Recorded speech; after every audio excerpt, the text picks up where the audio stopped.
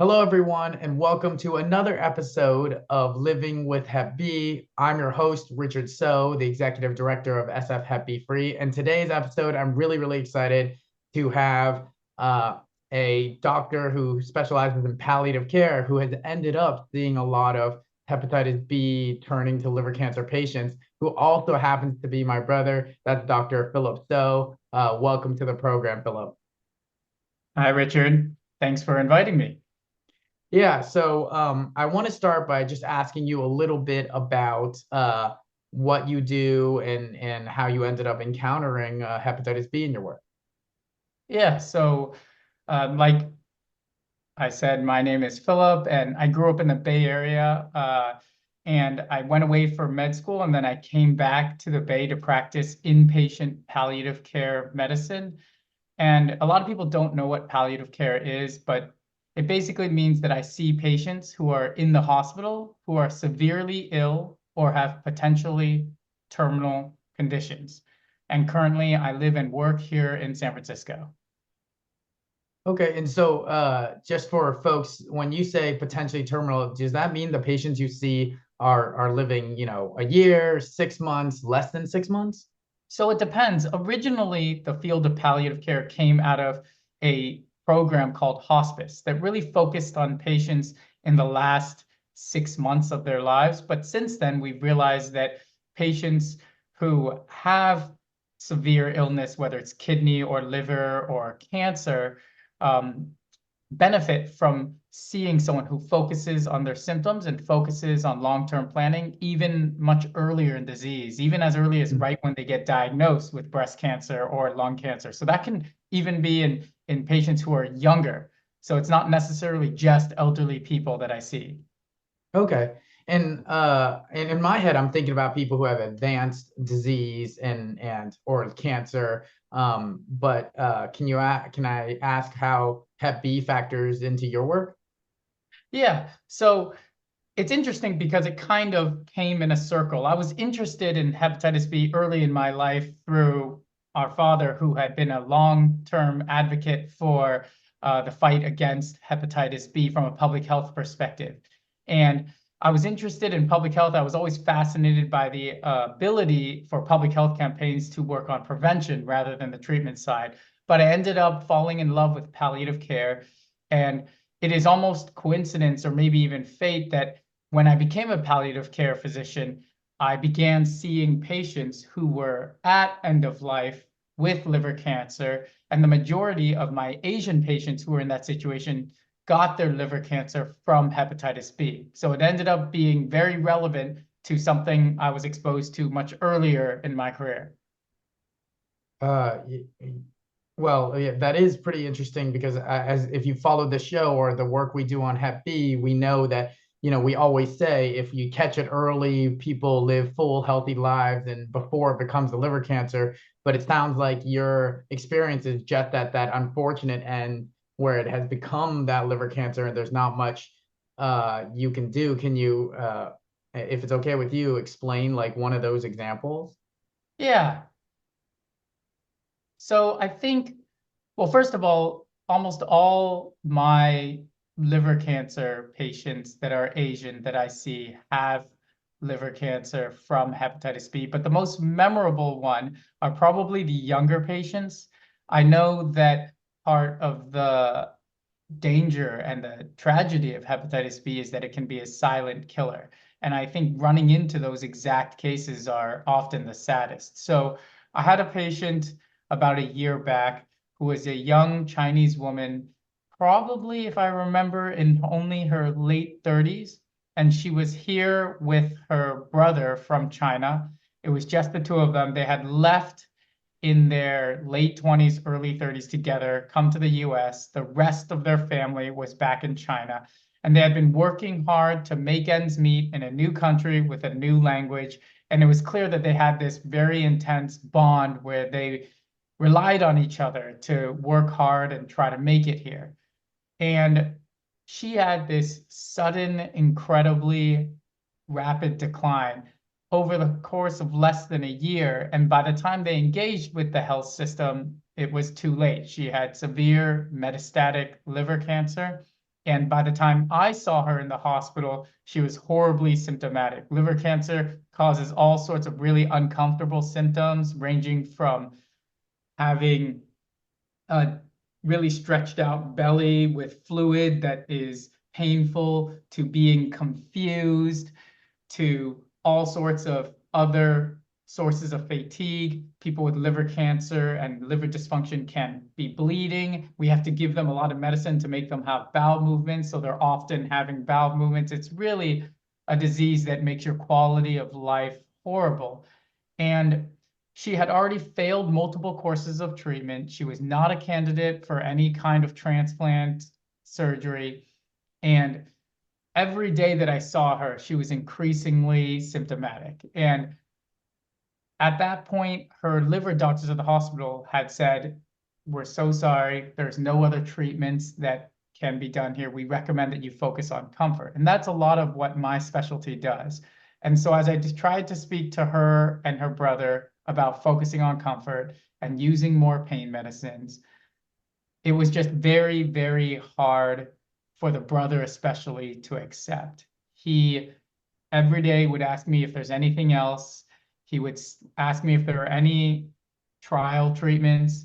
He even told me he would pick up his sister, put her in a wheelchair, hoist her into his car, and drive to another hospital to see if they had any options. And of course, at this point, we had called other famous hospitals in the area to see if they had any other treatments, and they did not.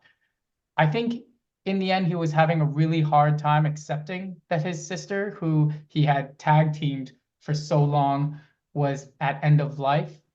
And I think even the patient herself realized it when I caught her on her own. She would tell me that she knew time was short, but she realized her brother was having a really hard time with it. Okay. Ultimately, she did pass under my care with plenty of comfort medicines, but I think the whole experience just underscores how tragic this disease can be, how it can come out of nowhere, and how often it can present in patients who arguably are at the most productive years of their lives, whether that means they have young families, whether that means they've just made a career for themselves. And so it just emphasized the importance of trying to prevent these cases from happening. Yeah, that is really sad. And I think you hit the nail on the head saying, this is the result. Often on the show, we don't talk about the result. It's sad. It's obviously not fun to talk about.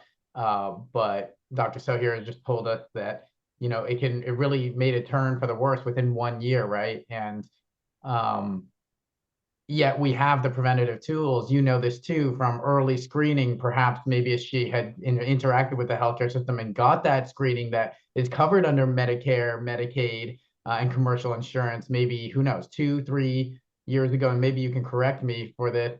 We would have been able to catch it and then been able to put her on treatment that would have prevented the liver cancer. And again, we're talking to about someone who is, you said, in their 30s or maybe 40s, and that's so young. And so we always talk about the silent killer, and we've talked to so many patients here that have, fortunately been able to catch it. But this is an example, and one of the reasons why I wanted to bring you on the show, to show the consequences of this disease. And I want to be clear, I don't mean to scare any of you who are listening to this, because this isn't a death sentence. This what happened to this woman was unfortunate, but it is possible that, very possible that if she had gotten screening for the disease and treatment earlier, this didn't have to happen. Am I right? Yeah, definitely. So many patients with hepatitis B live long, healthy lives. It just involves more screening.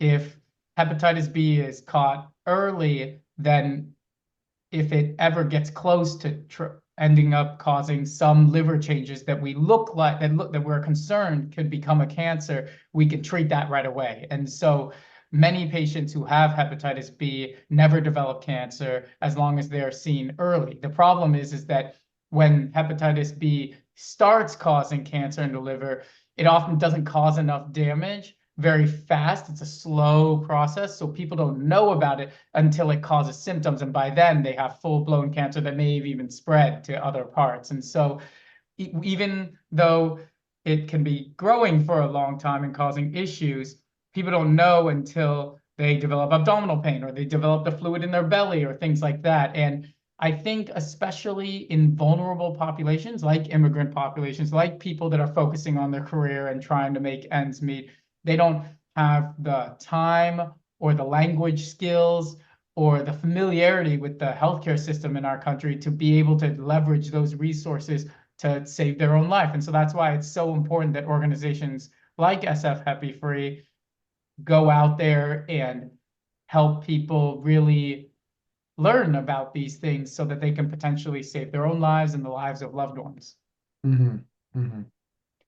Um, yeah, I think in that case, given you seeing some of these cases, what do you think? I'm curious, do you ask these patients, like, did you know it's caused by Hep B? Yeah, I mean, we know as primary care leaders that they should be talking to their family members to make sure they get tested. And sometimes you end up talking about stigma and things to cope with this. Is that something that's on your plate, or usually you don't end up unfortunately touching that because it is such a, by the time you see them, a serious case? Yeah, I think as a palliative care doc, you have to balance helping people cope through the difficult situation they are in with trying to prevent this from happening to other people. So Mhm. I do often educate patients about what they would want if things get worse, but I also ask them to educate their family about that. So if some patients want more aggressive care, like life-saving machines and intubation and things and dialysis and things like that, some patients don't. And I always encourage those patients to talk to their loved ones about what they would want, and so that their loved ones know what they want. So Mhm. similarly, in this case, there have been times that I talk to family members, like this brother of patients who have these tragic situations from a terminal disease, and I ask them, you know, part of this process, part of what you can do is to educate yourself and those around you about this so that hopefully it doesn't happen as often. So I do try, but you're right that most of the patients I come into contact had never heard about hepatitis Mhm. B or knew that it could cause liver cancer until they got diagnosed. Even then, a lot of people say I have liver cancer and they don't know that it came from it. They're people under the impression that they just got unlucky, and they Mhm. wonder, oh, I didn't drink, I didn't do drugs, why did I get this cancer? And we have to tell them about this virus. And I think that's where the education component comes in. Okay. And to be clear, many of these people are immigrants and they're speaking to you through a translator, or? Both. So some of them have varying levels of English skills. So sometimes they're using a translator. When we talk about very grave things and important things, we always do our best to use translators in person or virtual. And it's very hard to explain these things. There's all sorts of different things that come into play. It's guilt. People say, oh, should I have done something better? Could I have done something better? Some of that, I'm sure, played into why this young lady's brother felt so reluctant to let go, because perhaps he thought, if I had brought her in earlier, or if we had known, if we had gotten screened, we wouldn't be in this situation. So I think that plays a role, but I think language skills and being able to talk to people makes a big difference too. That's why we always think it's a good idea for patients to see PCPs who have language skills so that they're feel comfortable. There's already so much that needs to be done in a PCP appointment, that having the language skills to move things along, to talk about culture specific things like hepatitis B, which Yeah, mostly and affects sorry, for Asian. those of you who are listening, who might not know these terms, means PCP means primary Right. care Thank physician. you. So just your normal doctor, or it could be a nurse practitioner, whoever you see for your normal care. Yeah, having them speak the language and be familiar with these issues that might affect only certain portions of the population could play a huge role here. Yeah, yeah. And so, now, and I'm curious, you talked about how you said most of your patients who are Asian end up having this liver cancer that is making them see you because it's their, unfortunately, end of life. Are we talking, of the how many patients you see per month, how many fall into this category? I'm just curious. So at our main campus, we do see a lot of liver cancer because our hepatology team is there and our transplant team is there. And whenever I'm at the main campus, I think I would say I probably see a liver cancer related to Hep B in an Asian person at least once or twice a month, sometimes more frequently. It all depends on whether these patients are closer to end of life, such that our palliative care team is asked to see them. But I would guess that if I asked the liver team themselves, they would say the vast majority of our Asian patients have liver cancer related to hepatitis B. Yeah, and for those of you again listening, we often talk about the risk and we talk to patients, but we don't talk about, so often folks in the community say, "Oh, I don't know anybody who has this," or maybe I have a distant aunt or uncle who has Hep B and maybe had liver cancer. But I'm glad Dr. So is on to show you just how prevalent, and we are, of course, are in the San Francisco Bay Area, with a third of the population being Asian, and then you can imagine, like, people hear about liver cancer being unlucky, but the fact that the vast majority, if not pretty much all of the patients that Dr. So is seeing are suffering from liver cancer caused by Hep B, just goes to show you that this is such a big issue and silent killer. I wanted to move on to now kind of your perspective in the role you take on what you would tell patients, and folks out there, they don't have to be patients. What really strikes you? What message would you want to give them? I mean, I think organizations like yours have been saying the message for a long time. I think my message would be, I am seeing, as you just said, I am seeing patients who are at end of life from liver cancers related to this virus. It is real, it is in the community, but it is totally preventable. It's one of the few preventable, vaccine preventable, and early treatment preventable cancers. This is something that is a great opportunity for us to save lives. So I would say, if you're thinking about it, if you don't know, there is no harm in going to your local doctor and just saying, "Can I get this test to see what my status is?" Bring in your parents, bring in your kids, bring in your church folks, your work folks, anybody that is Asian or whose parents are from an Asian country. It never hurts to get screened, and they can talk to a doctor. And if the doctor finds out more information and says, "You know what, you probably don't need to be screened," that's fine. But I think getting this test, going out of your way to make an appointment and do this, is something that could literally save lives and certainly prevent a lot of the tragedies that I am seeing every month. Yeah, I can't say it any better. I think when we're out there, seeing all these people, and we think about that statistic that's been around, 1 in 12 Asian adult immigrants has this, and whether we're going to eat at a Chinese restaurant or in Chinatown, and I look around and you say 1 in 12, man, that could be 3 or 4 people right in this crowd of people just doing their daily shopping, and so getting them in to be screen tested is fantastic. And as many of you know, testing is covered again under Medi-Cal, Medicare, and most commercial insurance, especially for this population, Asians and Asian immigrants. And so there shouldn't be any barriers. And again, if you have had trouble, please contact us at sfhepbfree.org or email us at our website or message us on Facebook. We can help you. There are many free and sliding scale clinics that make it so that it can be much more affordable here in the Bay Area. So please don't hesitate to reach out. Again, that 5-minute call could save your life. Anything else that you want to talk about or say to folks potentially listening to this video?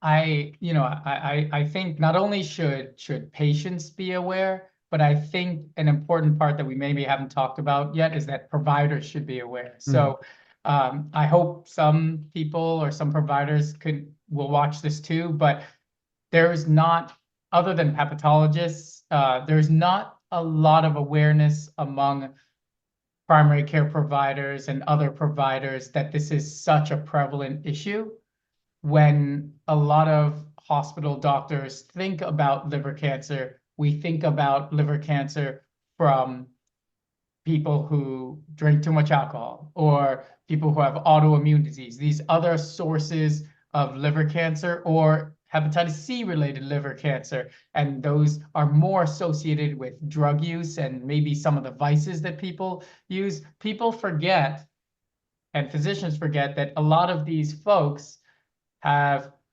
can have done none of those things and still end up with this terrible disease. So I think it's important that patients do their part, but it's important that physicians learn too, so that we can be part of this process and we can help save as many lives as possible. Yeah, that's a great reminder.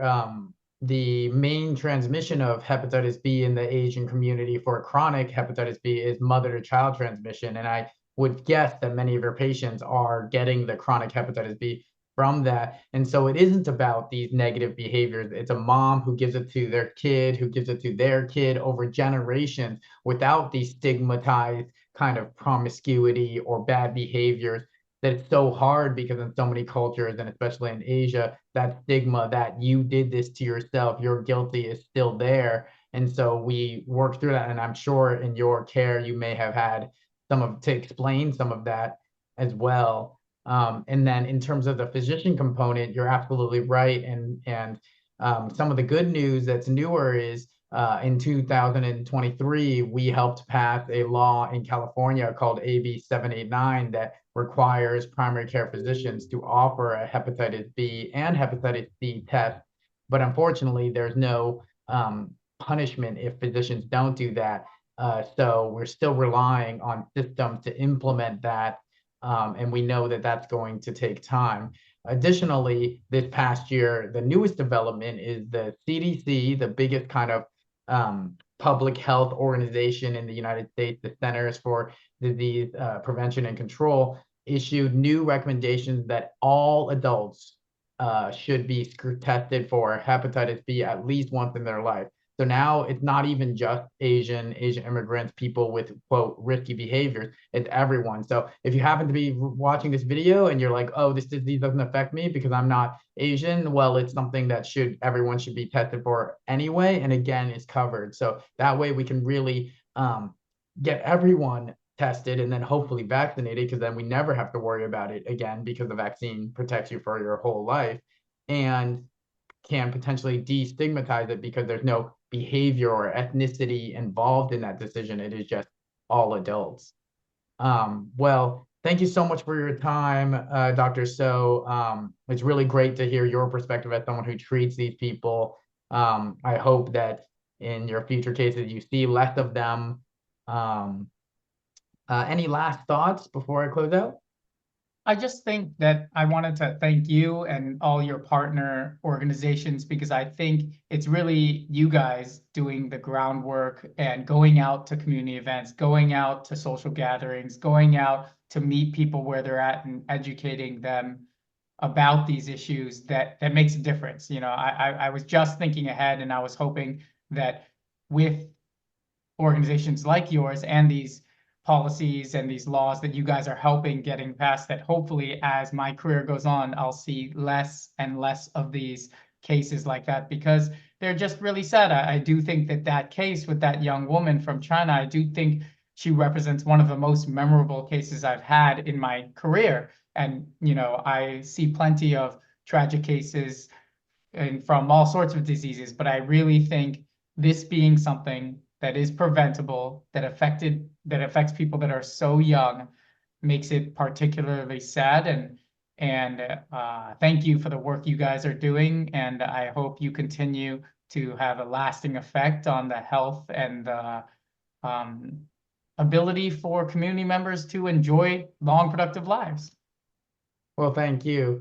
I'll close it off here. Thank you so much for your time. Thank you for everyone who's listening. Again, you can reach us at sfhepbfree.org or search us on Facebook, SF Hep B Free. There we have a navigation line that you can leave a message, and the person on the other line speaks Cantonese, Mandarin, and English. Please reach out. We can and want to help you. If you live in the Bay Area, there's an organization we partner with called Northeast Medical Services that specializes in working with Asian immigrant populations, especially those with Medicare and Medicaid. Please, if you want to share your story with us, reach out to us through either Facebook or our website. We also have an Instagram and a LinkedIn that we've been newly posting on. And of course, like and subscribe. We are going to have a new video, Living with Hep B, featuring a Pacific Islander person. So we're really excited about that. So stay tuned for that. Otherwise, we'll see you next time. Again, I'm Richard So, Executive Director of SF Hep B Free, and have a good day.